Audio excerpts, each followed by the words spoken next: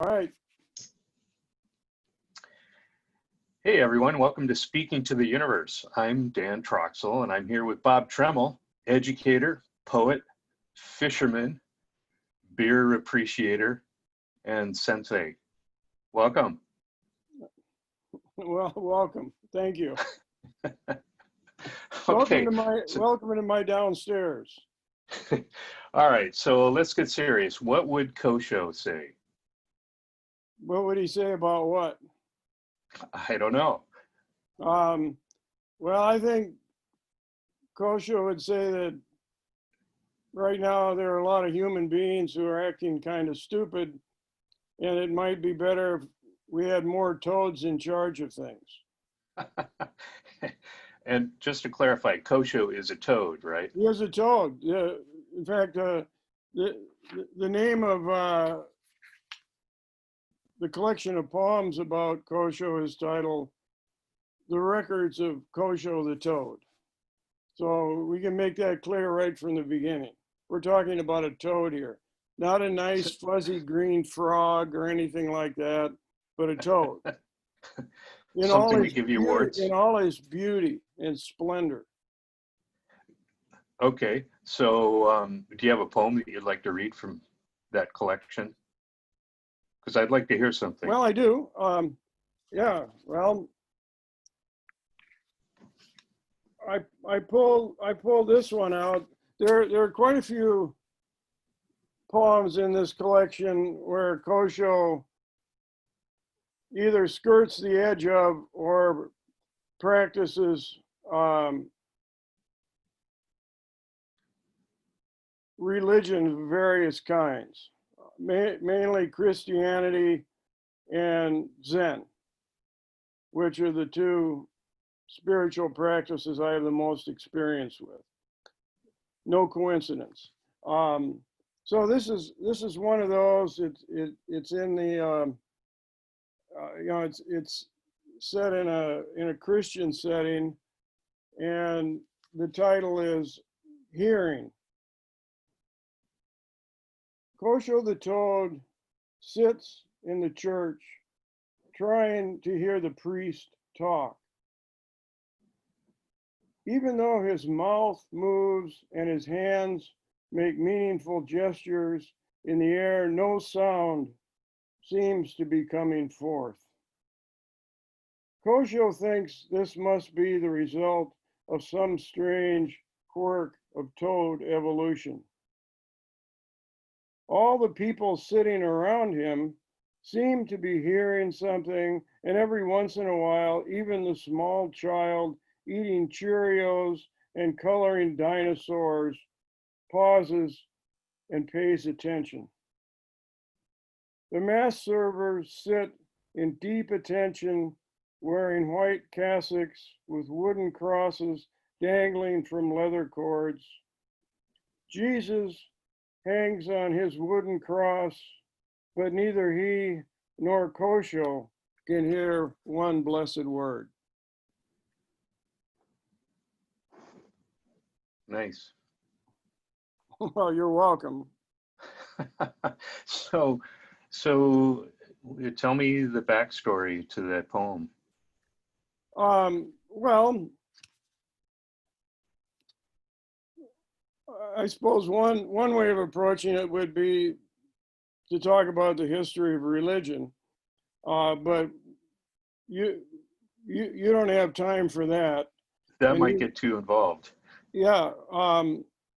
Well, it's a scene from a Catholic mass, and Kosho the toad is sitting there listening to the homily, and he can't hear what the priest is having to say, and he's trying to figure out why he can't hear anything when it seems like everybody else can. And of course, one of the characteristics of a Catholic church is that there's always a corpus at the front.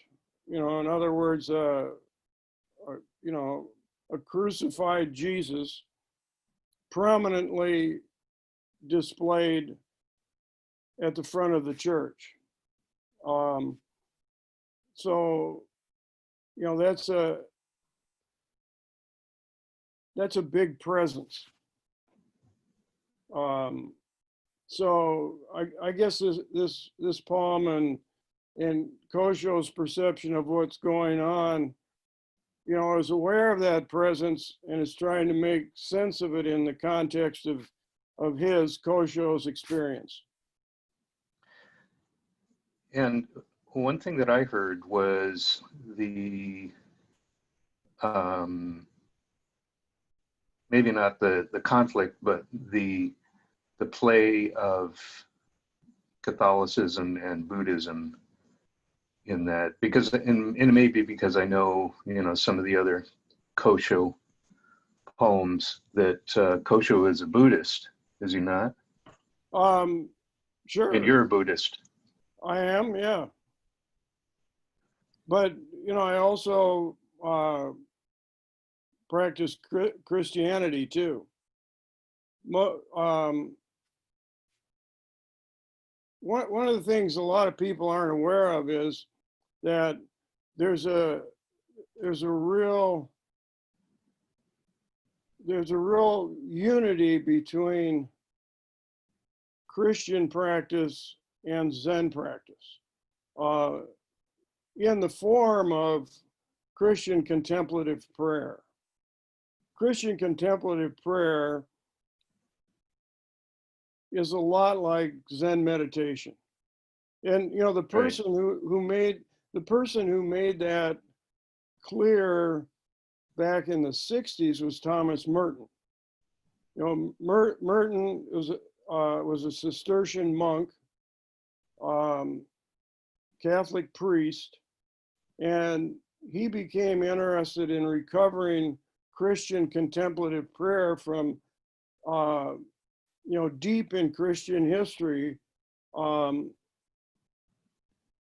and part of the process was for him to go to Asia, interact with Buddhist monks, and try to understand what their practice was, and then to interpret that in terms of whatever what he perceived to be the received tradition of early Christian contemplative practice.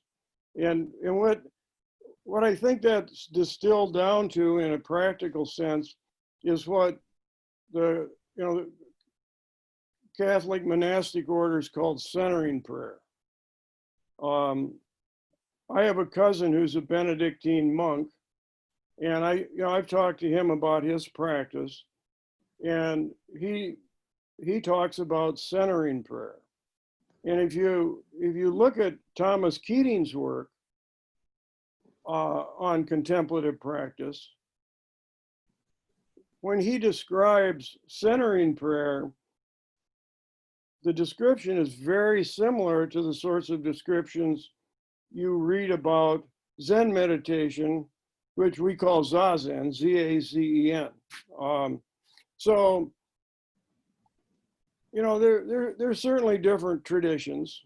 And one could argue all day whether or not Zen is a religion, and people do. But that the practice of meditation and the approaches to meditation that both traditions take really create a lot of synergy together. And I think Merton's work is a good place to look for that. Thomas Keating's work is a good place to look for that.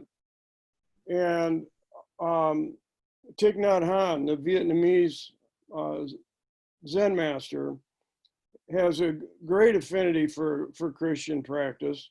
Michelle and I both read and reread his book, Living Buddha, Living Christ. And, if you read Merton, Keating, Thich Nhat Hanh, and others, you begin to see that a lot of these default lines that we've come to accept are really kind of illusory. At least that'd be my interpretation. Interesting. So, Interesting. you know, So I see that, that's way more than you wanted to hear about this. no, this, I see the connectivity between the two and the similarity. And could you say that about most religions, that they, um, they touch upon the same practices in meditation or prayer? Well, I don't think all Christian religious groups um, have a have a place set aside for contemplative practice. Okay.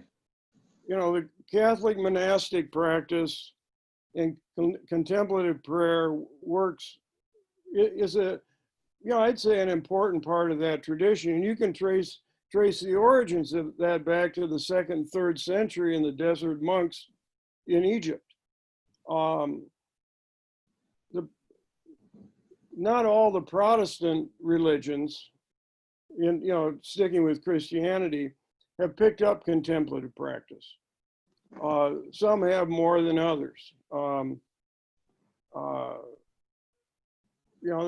are a lot of Episcopal clergy and practitioners who practice contemplative prayer, and there are others, but some groups don't. And I don't want to mislead anybody. The majority of Catholics, as far as I can tell, don't practice contemplative prayer either. It comes out of the monastic tradition, and it's been popularized by some priests and writers like Richard Rohr, and it's spread to a sizable portion of the Catholic population, but it's by no means the go-to practice for most Catholics. And a lot of Catholics are really suspicious of it because it feels too Asian and it feels too Buddhist. And interesting. yeah, And that's an internal bias that is probably something that they're not aware of. That makes it difficult. I could see that roadblock. I wouldn't want to draw any conclusions about other people's views on that. Well, why not? Well, spiritual practice is an individual. It's an individual decision. Sure. People adopt certain religious practices, spiritual practices, for a lot of different reasons, and you start picking that apart too much, and you start making judgments. And I'd be the last person to want to make a judgment about anybody's spiritual practice. So let's just keep it. You can live a perfectly good life without any spiritual practice at all. Yeah. Okay. So let's keep it speculative then. And I want to ask you a question about that. So would you consider, even though it's not to the same depth of an established framework, could you consider, your creative practice as in, making your art or writing poetry, or other deeply immersed activities, as it were? Could that be a contemplative prayer or way to work through internal issues? Sorry, I'm being kind of like stumbling here, but well, no, I'm just wondering. This isn't easy to talk about, Dan. I would say yes, and Okay. one of the reasons for that is that, at least in our Zen practice, everything is practice. The central practice in Zen Buddhism, at least Soto Zen, which is the tradition that I'm most familiar with, the central practice is seated meditation, zazen. But we in Soto Zen, we always say, you know, Zazen doesn't end when you get up from your cushions. You know, you take it with you. You take the practice with you. And the same sort of mental posture that you have when you're sitting Zazen, you take to whatever you're doing, washing dishes, writing, driving nails. I guess nobody drives nails anymore because they have nail guns. I do. Good for you. One to start them, two to drive them in. Yeah. So, you know, I see a very clear connection there, and I guess I kind of reinforce that for myself.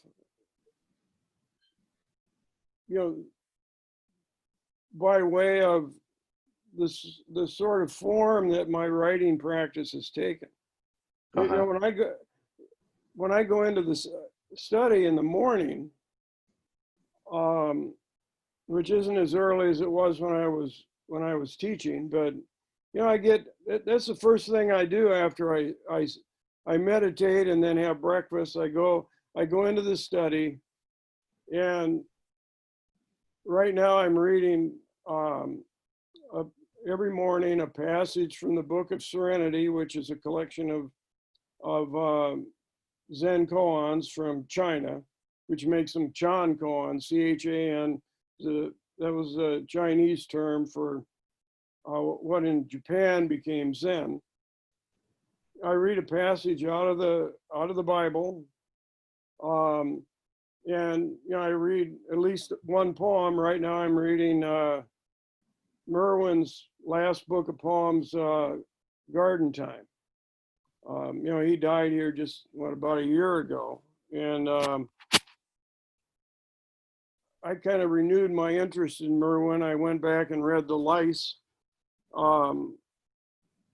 which was published in the 60s, and I read in an early edition, and then I decided to read Garden Time, which is his last book. It's a beautiful book of poems.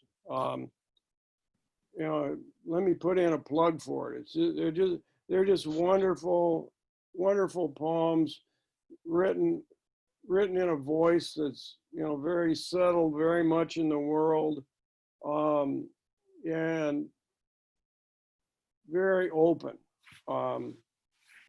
with a lot of the Merwin twists in it. You know, So let me get Merwin back is to Merwin, right?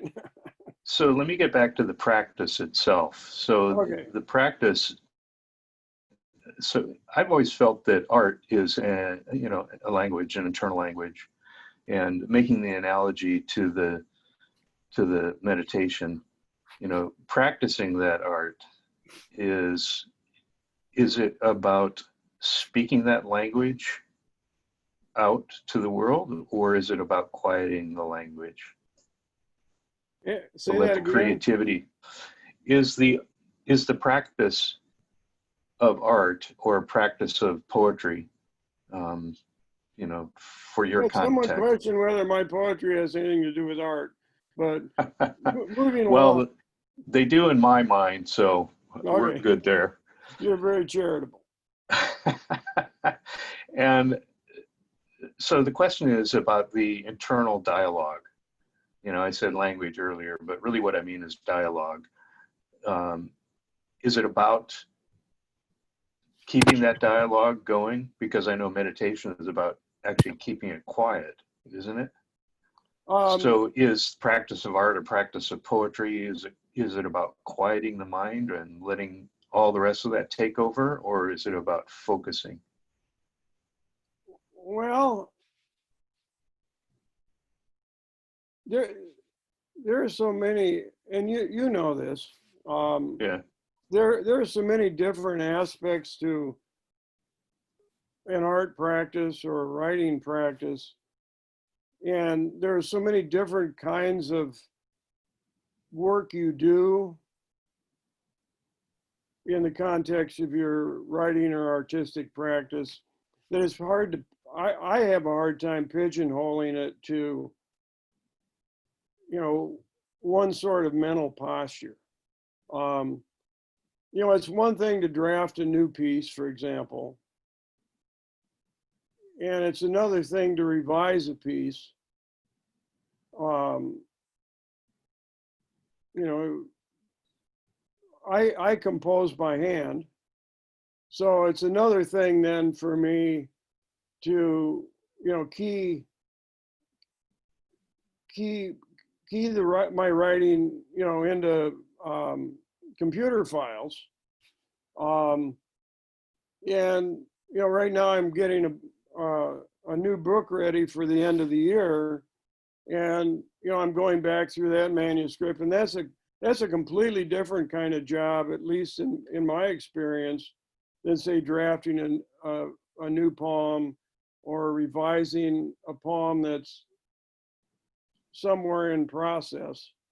Now I'm working, when I'm working on that manuscript, I'm working with poems, many of which have been published in journals and magazines, and there's not much I want to do with those at all, and the publisher doesn't want me to do much with them either. So, those are really different kinds of tasks, and to try to limit all of those things to one mental posture seems ultimately misleading to me. Think about a painter. A painter has to, conceive of an image, maybe, find an image in nature or around him or her. There might be sketching involved. There's working with color, and then, there's just as much revision in painting as in writing. Sure. And those are, So do you think it's kind of different, those are different kinds of tasks. so I hear you talking about the process, but I wonder, is it the process a journey to the place where you're trying to be? Because that would be, in full immersion, that would be more like being in the moment. Well, it's a journey. I'll grant you that. A journey to where you want to be. Is that the way you put that? Yeah. Well, I don't know. At some point, a piece of writing, I think, becomes that. When I anyway start out a piece of writing, it's just kind of a journey. I don't know where it's going. It's open ended. Funny you should ask, but the records of Kosho the Toad are divided into two sections: the short trip and the long trip. I think it's the long trip. There. Yeah, the long trip. Forgot the two sections. Both of them contain journeys. So Interesting. yeah. So in this case, the main character in the poems, is literally on a journey. And for that journey, is there an overarching quest? I'd say for Kosho, yes. I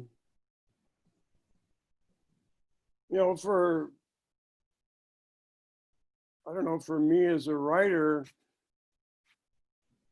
or other people as writers, I think quest is a word you could use, but a lot of times what you're questing for is not really clear, or it becomes clear at some point. So let me shift topics here. All right. So, and let's just talk about you for a little bit. So you've described yourself. You're going from something really not interesting to something even less interesting. Well, I don't know about that. So you describe yourself as an introvert, but you also have said that in the middle of quarantine, you're in your ideal lifestyle. Is that Yeah, because you're an introvert? that was my daughter. That's the way my daughter put it. She lives out on the West Coast, and we were talking about the pandemic and how we were responding to it, and how I really tried to avoid it and stay home. Now I stay at home all the time, because as you know, I was sick for a while. But we were discussing it, and at one point she said, "Dad, you've just discovered there's a name for your ideal lifestyle: quarantine." And that's fair. She also might have been saying that about her husband, but we have a lot in common. So, and you told me that you grew up in a bar. I mean, that's a pretty strong characterization Well, for a childhood. my dad had a bar. He had a bar and a restaurant. And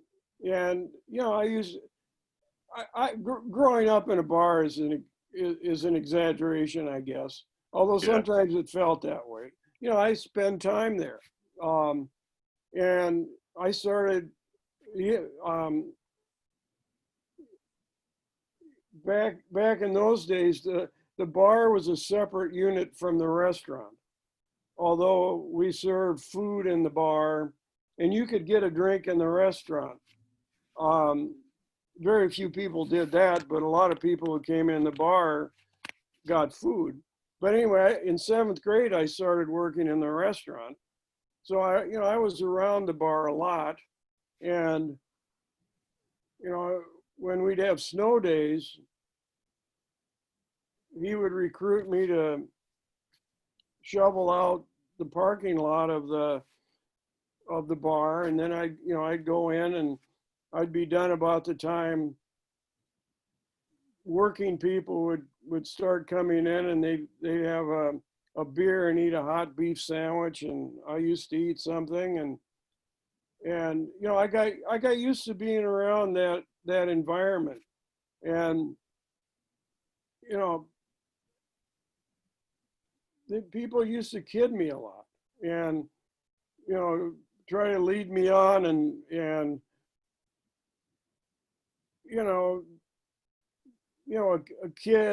younger kid, how that goes sometimes. So, Right. I got used to that kind of give and take, and which included standing up for yourself, and fighting back verbally if you had to. So, Were there you any? know, Were there ever any? somehow that, and then when I got older, I tended bar with my dad, and there's that give and take. So I had a lot of experience in that kind of environment. So was your grandfather? Was he involved in something else bar related back in the days? Well, I want to hear about that. that's a really long story. Can we condense it? They were well, I don't know. My dad grew up in a large family in northwest Iowa, on a farm between Sibley and Ashton, Iowa, and went to school in Ashton. And starting when he was in high school, this was Prohibition, he and his brother Leo got involved in bootlegging. Okay. And Grandpa was apparently involved too. And one of the stories is that Grandpa had a 50-gallon barrel buried in the field that he kept full of whiskey. They used to get Canadian whiskey shipped down through Minnesota into northwest Iowa. And Grandpa had that barrel. And a lot of people knew about the barrel. And they wanted some of that for themselves. And occasionally there were altercations between the Tremmels, who had the barrel, and other people who wanted what was in the barrel. And occasionally there would be gunfire of various sorts. I mean, it was a serious business.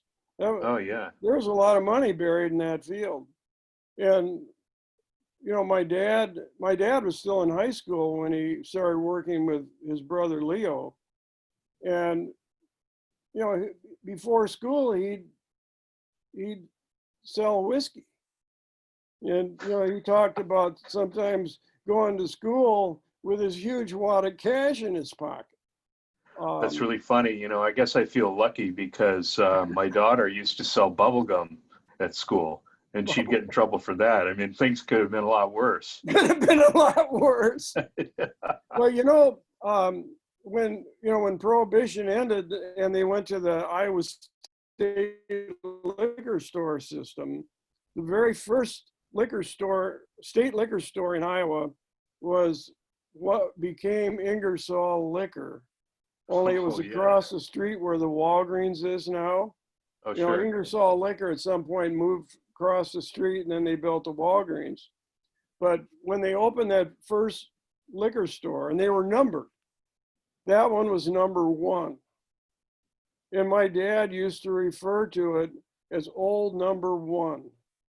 And when they first opened it, they put a display of confiscated bootleg whiskey in the front window. Oh, that's funny. And my dad and Leo were represented in the display at Old Number 1. A source of family pride. That's great. Hey, so I got a big question for you. All right. Excuse me. So yeah, I've gone fishing with you before. And that was that was an interesting time. I know at that time you weren't real happy with the results, but I was happy to get out. So I think we had a pretty good day. Well, there was flooding then, and the water quality was not good. But we had fun. Yeah. So let me pose a hypothetical. It's not about the fish, man. It's about the camaraderie. That's right. That's right. Well, not just the fish or the camaraderie. There's other things involved sometimes. So the question I have is, if you were stuck on a desert island with only a fishing pole or a Smith & Wesson, which would you use more and why? Well, it'd depend what was on the island with me. Explain. Hard to decide. You know, if there were lions and tigers and bears on the island, I'd probably be glad to have the Smith & Wesson. Or people that you just didn't like, right? Well, that's never been something I've thought about. Okay. So you've got some real life experience with this scenario. So well, tell me about it. Well, it's not a desert island by any means. Right. But you may be alluding to a poem I wrote several years ago that had its origins at the in the evening, rather late in the evening, after one of the iterations of the National Poetry Festival that we used to have in Des Moines, which was just wonderful. all the poets from around the state would come in, and there'd be readings, and we'd have national, what we call national poets. Merwin was here, Ted Kuzer, Billy Collins. We had really, really good poets. And it was a wonderful time. It was a whole weekend. And at the end of that, I ended up in the Raccoon River Brewing Company, which is a brew pub located where Bubba's is now on 10th Street. Right. And next to the Hotel Fort Des Moines.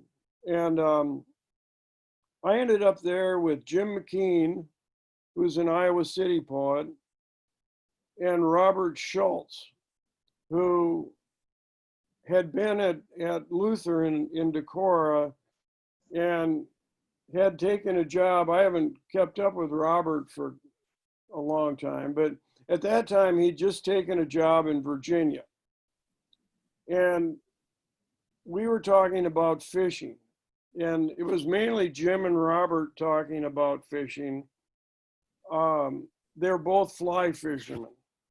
And I really admire fly fishermen because it's such an elevated act of fishing. I mean, it's all about kind of the detail and the equipment, and it's almost like a whole different fishing language. And it's way above my head. I'm just not that fancy a fisherman. And, I'm not that intellectual a fisherman. It's but they were talking about it. What? More active. It's a more active practice than just sitting with a fishing pole waiting. And you're also trying to communicate with the fish. But you can, yeah, it's a fishing language apart. And I, like I said, I really admire fly fishermen. And their mastery of an important fishing discipline, but I just can't raise myself up to that level.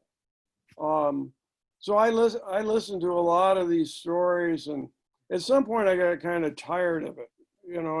It just seemed a little bit too elevated for the mood I was getting myself into, and they were getting themselves into.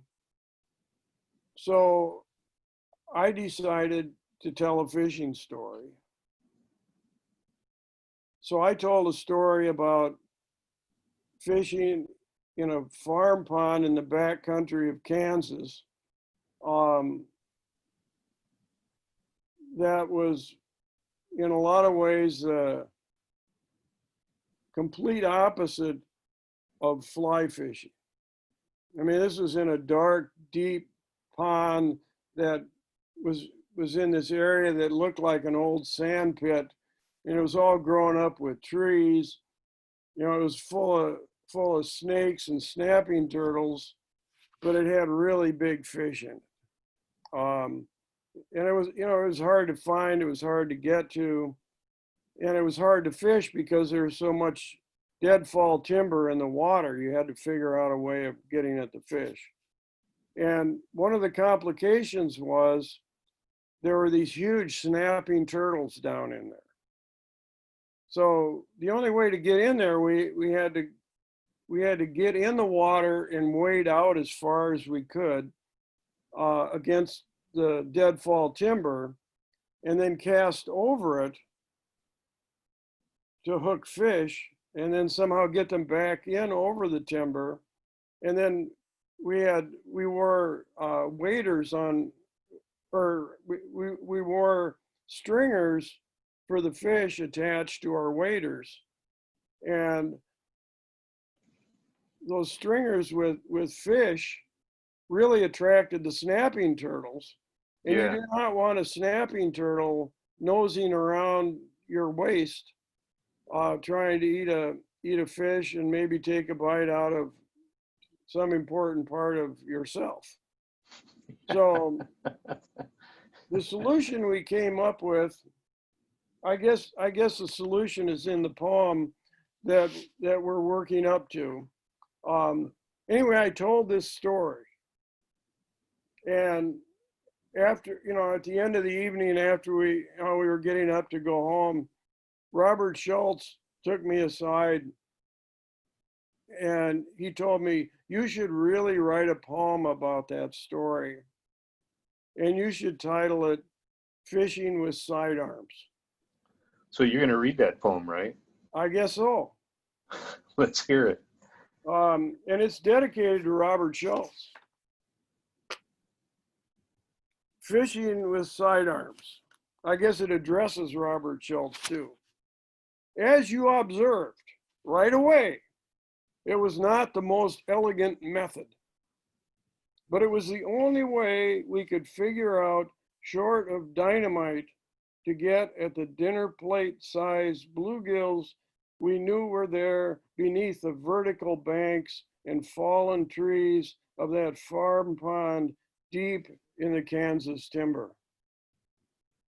So we put on chest waders and threaded our way out among the snags to where we could stand against floating logs, drop topwater rapalas beneath overhanging branches, and fight fish in the open center.